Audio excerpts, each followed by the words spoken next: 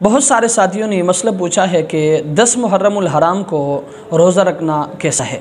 تو یاد رکھیں، مسئلہ یہ ہے کہ محرم الحرام کے روزے کی حدیث میں بڑی فضیلت آئی ہے۔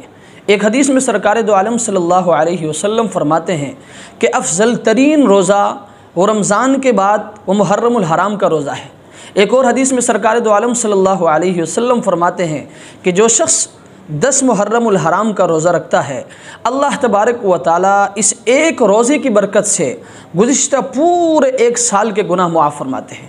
اس لیے میں اپنے اس میسج کے ذریعے اپنے تمام سامعین و ناظرین سے میں گزارش کروں گا کہ آپ بھی 10 محرم الحرام کو روزے کا ضرور اہتمام فرمائیں، لیکن اس کے ساتھ ساتھ یہ بات بھی اپنے ذہن میں رکھیں کہ آپ صلی اللہ علیہ وسلم کی یہ خواہش تھی کہ اگلے سال اگر میں زندہ رہا تو میں 10 محرم کے ساتھ 9 محرم کا یا 11 محرم کا روزہ میں ضرور رکھوں گا، چونکہ کفار بھی وہ 10 محرم کو روزہ رکھتے تھے۔ اس لیے آپ علیہ الصلاۃ والسلام ان کی مشابہت سے بچنے کے لیے آپ علیہ الصلاۃ والسلام کی یہ خواہش تھی کہ اگر اگلے سال میں زندہ رہا تو میں 10 محرم کے روزے کے ساتھ 9 محرم کا روزہ یا 11 محرم کا روزہ ضرور رکھوں گا۔ لیکن آپ علیہ الصلاۃ والسلام چونکہ دنیا سے چلے گئے اور آپ کے جانے کے بعد حضرات صحابہ کرام رضوان اللہ تعالی علیہ مجمعین نے اس پر مکمل طور پر عمل کیا ہے کہ 10 محرم کے روزے کے ساتھ 9 محرم کا روزہ یا 11 محرم کا روزہ ضرور ملایا ہے۔ اس لیے اگر آپ بھی 10 محرم کا روزہ رکھتے ہیں تو کوشش یہ کریں کہ اس کے ساتھ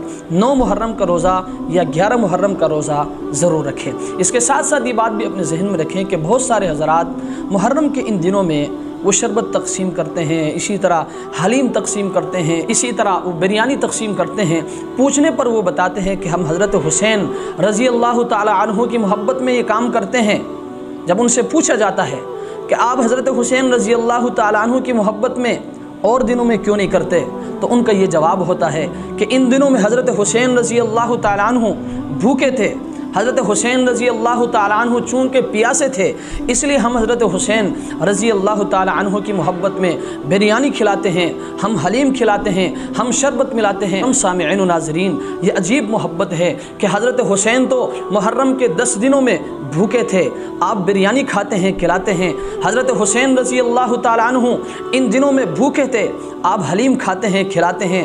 حضرت حسین رضی اللہ تعالیٰ عنہ پیاسے تھے، آپ شربت پیتے ہیں، پلاتے ہیں۔ محترم سامعین و ناظرین، یہ محبت نہیں ہے، بلکہ حضرت حسین رضی اللہ تعالیٰ عنہ سے محبت یہ ہے کہ جن کاموں کے کرنے کا اللہ کے رسول نے حکم دیا ہے، اللہ کے رسول نے خود اس پر عمل کیا ہے اور آپ کے جانے کے بعد آپ کے صحابہ نے اس پر عمل کیا ہے، یہ حضرت حسین رضی اللہ تعالیٰ عنہ سے محبت ہے۔ حضرت حسین رضی اللہ تعالیٰ عنہ سے محبت یہ نہیں ہے کہ حضرت حسین بھوکے تھے، آپ بریانی کھاتے ہیں، کھلاتے ہیں۔ حضرت حسین بھوکے تھے، آپ حلیم کھاتے ہیں، کھلاتے ہیں۔ حضرت حسین پیاسے تھے، آپ شربت پیتے ہیں، پلاتے ہیں۔ اللہ تبارک و تعالی ہمیں حضرت حسین رضی اللہ تعالی عنہ کی سچی اور حقیقی محبت